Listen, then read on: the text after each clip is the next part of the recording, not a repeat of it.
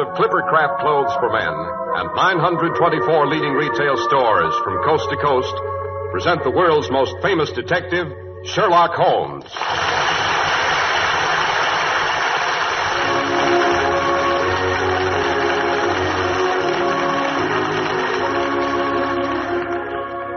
Our stories are based upon the character of Sherlock Holmes, created by Sir Arthur Conan Doyle. Sherlock Holmes is portrayed by John Stanley, Dr. Watson by Alfred Shirley, and the dramatizations are by Edith Meiser. Good evening, Mr. Harris. Good evening. Good evening, Doctor. Good heavens, what's all that pile of envelopes you've got there? That, Dr. Watson, believe it or not, is fan mail. You don't say. You mean some of our listeners have really bothered to write to us about these little reminiscences of mine? Why, they have indeed, Doctor. What's more, most of our listeners seem to have a favorite Sherlock Holmes adventure they'd like to have you tell. You don't say. Well, you know, Mr. Harris, I always aim to please. Any suggestions for tonight's story? Hundreds, Doctor, hundreds, literally. And offhand, I'd say the most frequent request in this week's mail is for a story called The Copper Beeches. The Adventure of the Copper Beeches. Well, as a matter of fact, that's always been one of my favorites, Mr. Harris, probably because of the curious secret we discovered in the attic. And may I say here, I'm always happy to get fan mail. And speaking of fan mail, Mr. Harris, that's something you're interested in, too. From another angle, of course. How about it? Quite right, Dr. Watson. Mentioning fan mail naturally brings to mind Clippercraft clothes because of their millions of fans the country over. And there's good reason for these loyal followers. You wouldn't believe, yes, even clothing experts are amazed, that clothes as fine as Clippercraft are available at prices so exceptionally low. Now, things like this don't just happen. It's the result of manufacturing ingenuity and a really great distribution idea, the unique, the famous Clippercraft plan. Now, this plan concentrates the buying power of 924 leading stores across America, makes possible these truly phenomenal values at your own local independent store.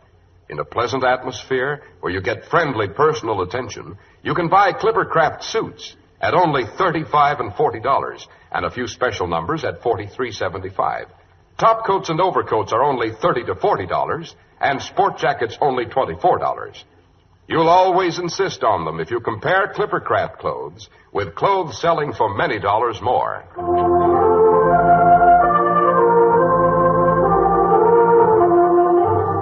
Well, Dr. Watson, now what about the Copper Beeches? It was a cold, gloomy morning in early spring. We were sitting on either side of a cheery fire in our rooms in Baker Street. Holmes had been silent and moody all morning, smoking his long cherrywood pipe, which usually displaced his favorite clay when he was in a disputatious mood. Altogether, he was in no sweet temper. Matches, where are the matches? Look at that confounded fog. What happens to all the matches in this house, I'd like to know? Oh, my dear Holmes, why not use the tongs and a live coal if you want to relight your pipe? I burned myself. For heaven's sake, Holmes, stop spluttering. I say something's annoying you. Why don't you get it off your chest? It's that latest book of yours. Sensationalism, Watson, rank sensationalism. You're always placing the emphasis on the crime. Crime is common. Logic is rare. You should stress the logic. You've degraded what should have been a course of lectures into a series of tales. Now, really, Holmes, that's not logical. You're always complaining that crime is falling off. You say there are no first-class criminals left. Quite. And therefore, if you depend on the crime to hold your readers, you'll soon be a back number. Criminals. They've lost all their enterprise and originality. My practice seems to be degenerating into an agency for recovering lost lead pencils and giving good advice to young ladies from boarding school. Advice to the lovelord, eh? Well, look at this. This note. It came in the Morning Post. The last straw, that's what it is. Here, read it. Dear me, let me see.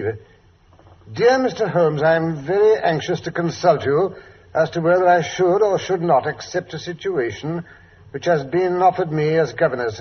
I shall call at 10:30 tomorrow if I do not inconvenience you. Yours faithfully, Violet Hunter. But it's almost 11 now. Exactly. She's late, just like a woman. I say, Holmes, this must be the young lady now walking briskly up the street. Let me see. Brisk, purposeful manner, nice, bright, intelligent face. Yes, she's stopping at our door. There may be something in this case after all, my dear Watson. Yes, she's not the hysterical sort that makes a fuss over nothing. Shh, here she is. Come in.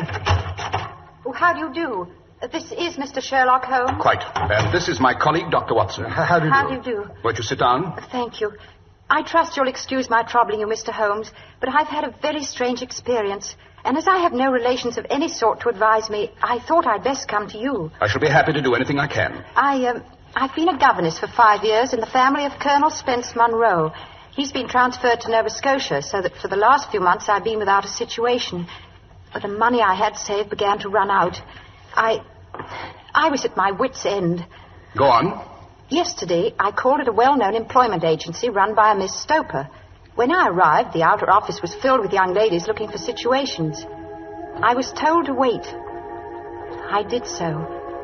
After about half an hour, my name was called out. Well, the door to Miss Stoper's private office was ajar. Seated beside her was a prodigiously stout man with a round, smiling face and a heavy chin. His eyes were like two little slits. Come in, my dear, come in. Mr. Rucastle, this is Mr... Oh, yes. What is your name, my dear? Miss Hunter. Violet Hunter. Oh, yes, Violet Hunter. Capital. I couldn't ask for anything better. I'm sure you will do, Miss Hunter. I hope so, Mr. Rucastle. You're looking for a situation as governess. Yes, sir. What salary do you ask? Well, I had £4 a month in my last place. £4? Sweating. Rank sweating. How anyone could have the audacity to offer that to a lady with such attraction, such accomplishments. My accomplishments may not be all you expect, Mr. Rucastle. A little French, a little German, music and drawing. My dear Miss Hunter, all that's beside the question. The point is, are you or are you not a lady? Well... The answer is yes. A lady fitted for the rearing of a child who may someday play a considerable part in the history of this country. Your salary with me, madam, would commence at £100 a year. 100? Oh, Mr. Rucastle. Furthermore, it's my custom to advance my young ladies half their salary beforehand. Well, may I ask where you live, Mr. Rucastle? Hampshire. Charming rural spot. The Copper Beeches is the name of the place, 5 miles north of Winchester. The dearest old house. And what would be my duties? One child, a dear little romper aged 6. Oh, if you could see him killing cockroaches with a slipper. Smack, smack, smack. 3 gone before you could wink. Well, my sole duty, then, is to take care of this child. Well, I am sure your good sense would suggest that you obey any little commands which my wife might give. Well, I should be happy to make myself useful. In dress, for example. We're fatty people. Fatty but kind-hearted. If you were asked to wear a particular dress that we might give you, you wouldn't object to our little whim, eh? Why, no. Or to sit here or there. That wouldn't be offensive to you? Why, no. Or to cut your hair short before you came to us? My hair? Oh, yes, it's quite essential. It's a little fancy of my wife's, you see, and ladies' fancies, my dear Miss Hunter, they must be consulted. But my hair... Oh, no, I couldn't. No? What a pity. In that case, Miss Stoper, I'd best inspect a few more of your young ladies. Good day, then, Miss Hunter. I'm afraid you must consider yourself struck from our list. You can hardly expect us to exert ourselves to find another such opening for you. But, Miss Stoper... Good day, Miss Hunter. Just a minute, Miss Stoper. Let's not be too hard on the young lady. After all, my request was a bit sudden. Perhaps, Miss Hunter, you'd like 24 hours in which to consider the matter. And in view of the fact that you have particularly beautiful hair, I might be willing to raise the salary to £120 a year to recompense you for our little eccentricities.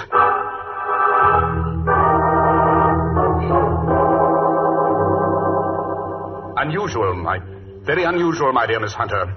What do you make of it, Watson? Well, perhaps the gentleman's wife's a lunatic, and he wishes to humor in her fancies in order to prevent an outbreak. Possibly, Watson, possibly. But the money, Mr. Holmes, the money. And I need it so. Well, yes, the pay is good. Too good. Why should they give you £120 when they could have their pick for 40? There must be some strong reason. But I have no choice. Then you've made up your mind to accept? I must. I thought if I told you the circumstances, you would understand afterwards if I wanted your help. I should feel so much stronger if I knew you were behind me. Yes, you may carry that feeling away with you, and if at any time you should find yourself in danger... Danger? But what danger could there be? My dear Miss Hunter, it would cease to be a danger if we could define it. But remember, at any time, day or night, just telegraph, and I'll come to your help. Oh, thank you, Mr. Holmes. Thank you.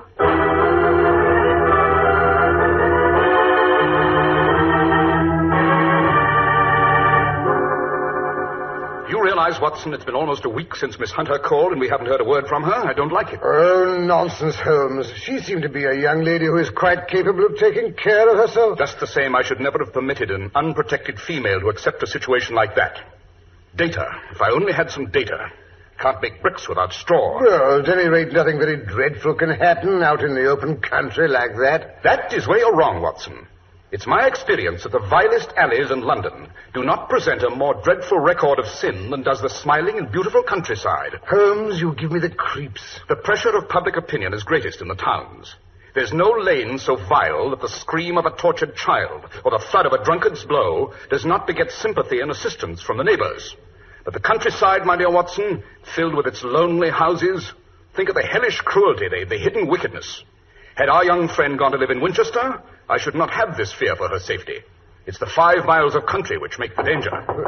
See what that is, Watson. Yes. Thank you, Mrs. Hudson. It's a telegram for you, Holmes. Give it to me. It's from Miss Hunter. Well, what does she say? Come at once. We'll meet you at the Black Swan Hotel, Winchester, at 3 this afternoon. And at my wit's end, don't fail me. What do you suppose has happened? Hurry, Watson. We have no time to lose. There's a train from Waterloo Station in half an hour. If only we get to her in time.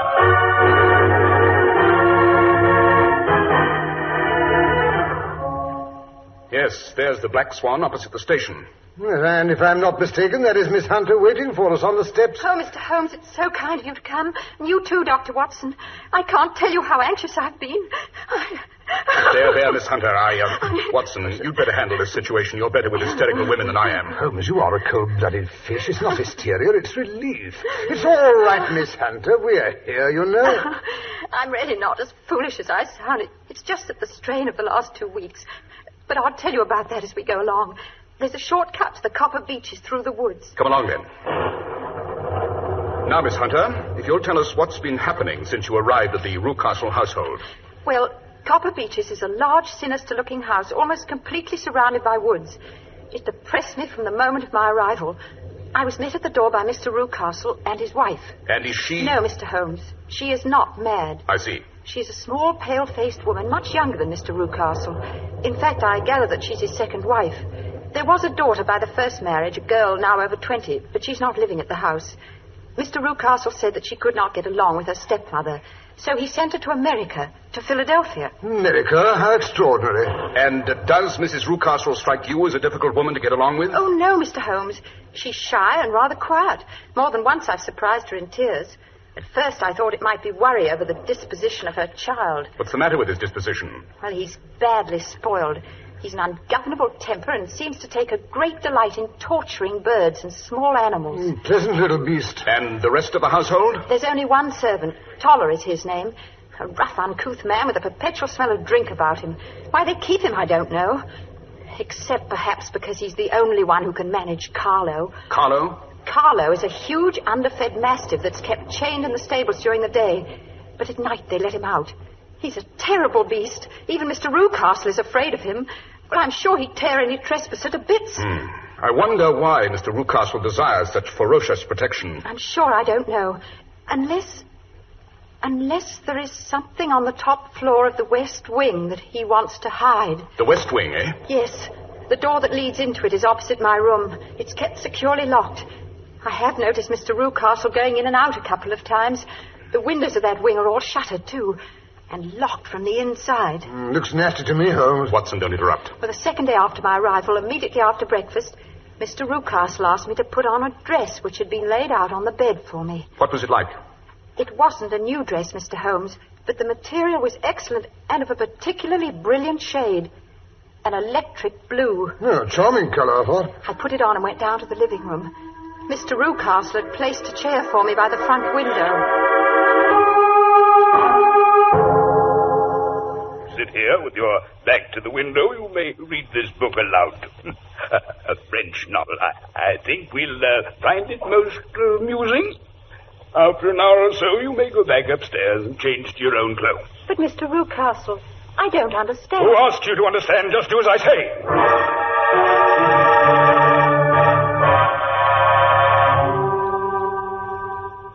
Strange. Very strange, Miss Hunter. I've had to sit there in the window for an hour every morning since then. As time passed, I became more and more curious. Why were they so careful to keep my face turned away from the window? Naturally, I was consumed with desire to see what was going on behind my back. Well, today I devised a means.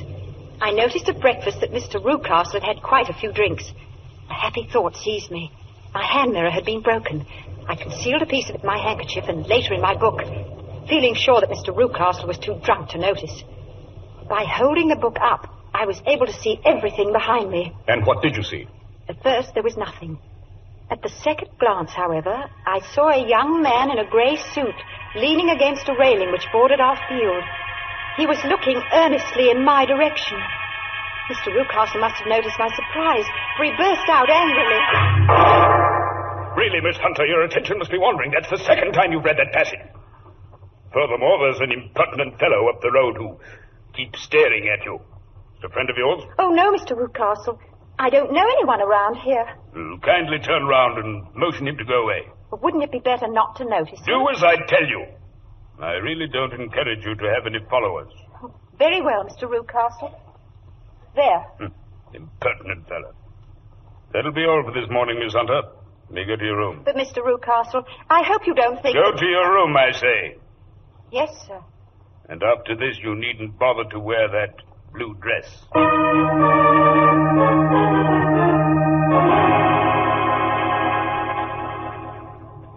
I did as I was told, Mr. Holmes. But on the way upstairs, I noticed that the door to the west wing had the key still in the lock. Rucastle must have been drunk to forget that, eh, Holmes? Quiet, Watson. I'll admit my curiosity was greater than my sense of caution. I opened the door and mounted the stairs to the attic. In the hall at the top of the house, I found 3 doors. The middle one barred with the end of an old iron bedstead. Good Lord. It was terribly spooky up there. Once something brushed against my face. Oh, what was that? Oh, it must have been a bat. Oh, dear. Is there anyone in there?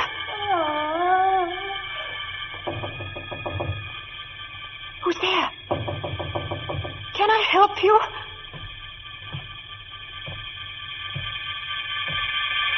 So, it was you then.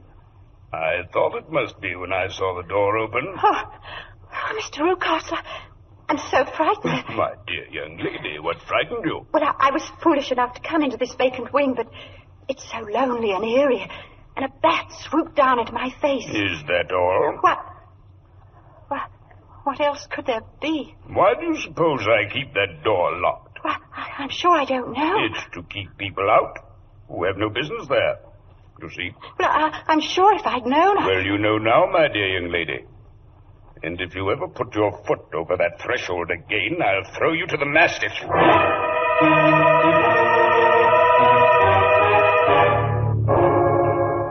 What a dreadful experience. Mr. Holmes, I feel sure there's someone locked in that room. Someone who's unhappy, perhaps tortured.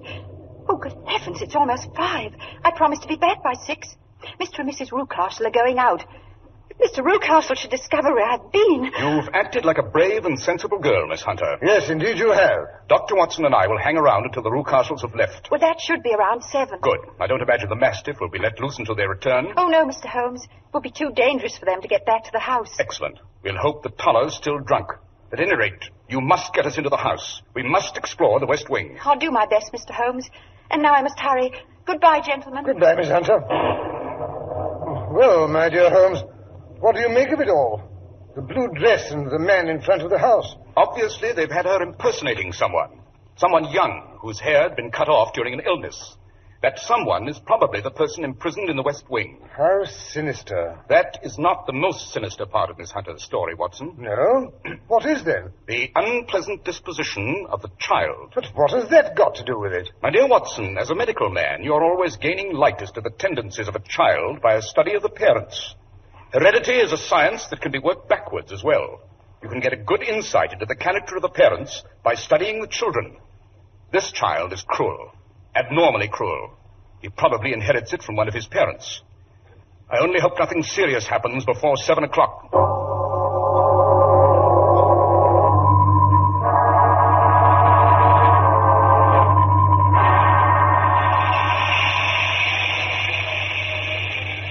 Gracious, what a night. The first thunderstorm of the season. See, listen to that dog. He has an ugly temper.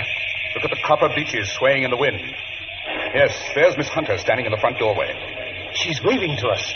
The coast must be clear. Come in. Goodness, you must be soaked to the skin.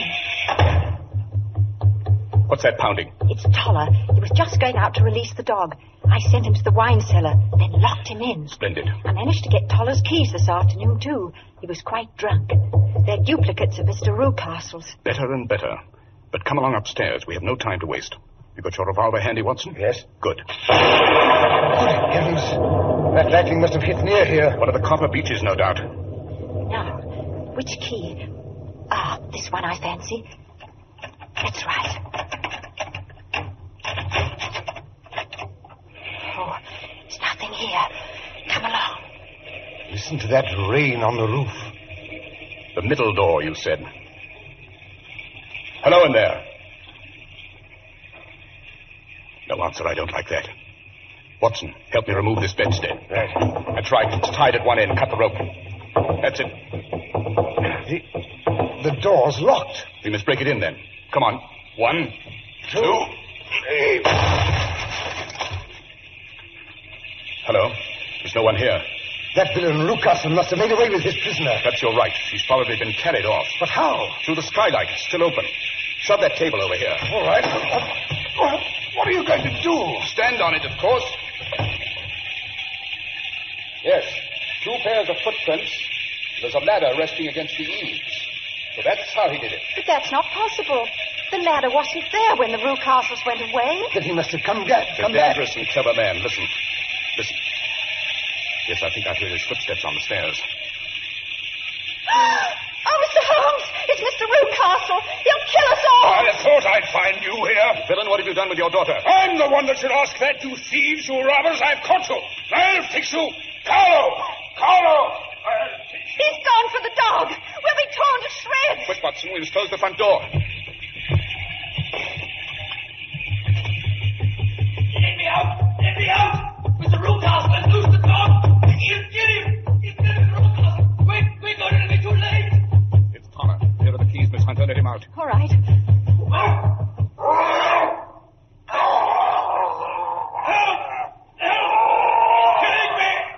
It's Carlo.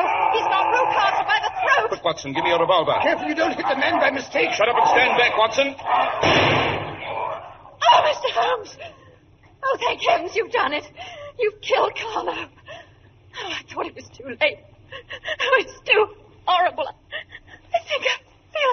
No, Miss Hunter. You're out of danger. Just you go upstairs and pack your bag. Dr. Watson and I are going to take you back to town with us on the 9 o'clock train.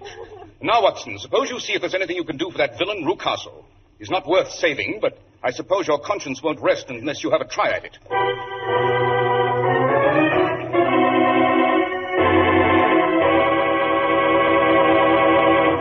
And now, before Sherlock Holmes sums up for Dr. Watson, suppose we sum up for Clifford Craft Clothes.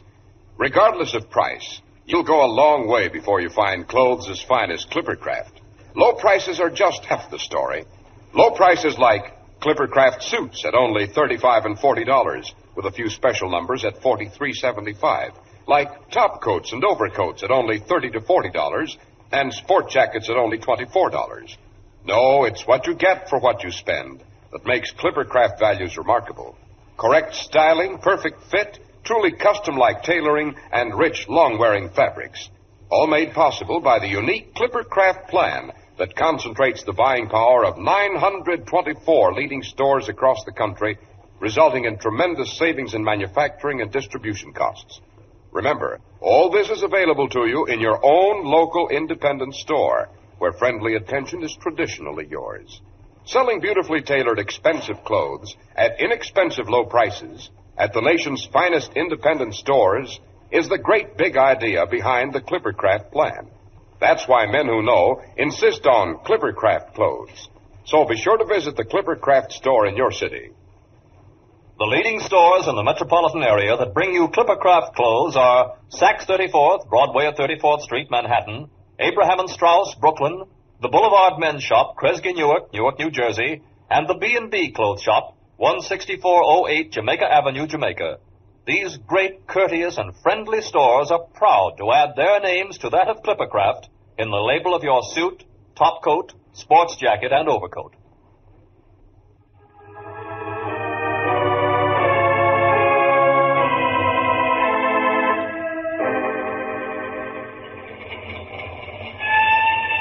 So you think, Watson, that Rucastle will live? I'm afraid so, Holmes. Oh, I'm so glad to get away from that dreadful place. Yes, I'm sure you are, Miss Hunter. I say, Holmes, just what did happen to the prisoner in the West Wing? And who was it? It's all disgustingly simple, my dear Watson. It was Rucastle's daughter, as I suspected. It seems that she'd inherited some money from her mother, and when she threatened to get married and take her money with her, her father tried to get her to sign a paper giving the money to him. He worried her until she got brain fever and had to have all her hair cut off. Well, where did you get that information? From Toller. In spite of everything, Miss Rucastle's young man stuck to her, and she to him. After that, Mr. Rucastle locked his daughter up and brought Miss Hunter down from London in order to impersonate her, to get rid of a persistent suitor. This young gentleman, however, was a persevering chap. Oh, good for him. Having greased Toller's palm very thoroughly, he learned the true state of affairs. And with the help of Toller and a long stepladder, he rescued his fiancée. It's really quite romantic, isn't it, Holmes? You and your romance, Watson. You're a regular old woman. Well, I'm glad we were able to help the poor thing, but I wouldn't go back to that house again, not for twice the salary. Oh, that reminds me, Miss Hunter. I was talking to a friend of mine about you the other day.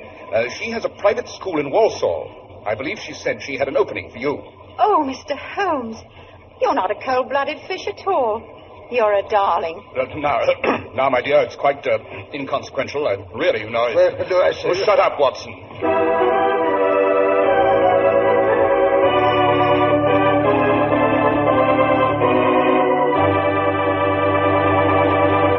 And what, may I ask, have you in store for us next week, Dr. Watson? But next week, suppose I tell you the story of a curious cadaver which was found in some recently excavated Roman baths. The dead body was clothed in the tunic and toga of a Roman senator. In the last stages of decomposition, I suppose. Oh, no, not at all, Mr. Harris. The body had the appearance of having died not more than a few hours previous.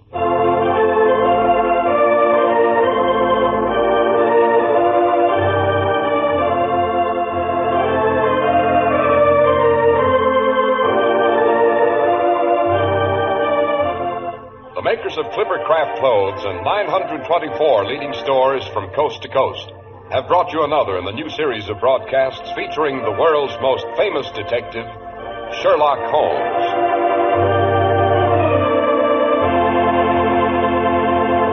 Sherlock Holmes is produced and directed by Basil Lochran, with special music by Albert Berman.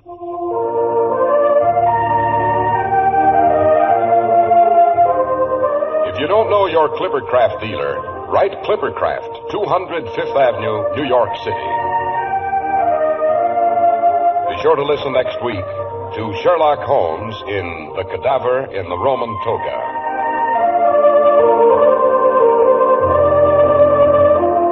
If you'd like to attend the Sherlock Holmes broadcasts in New York, see your local Clippercraft dealer, and he'll tell you how to obtain your tickets.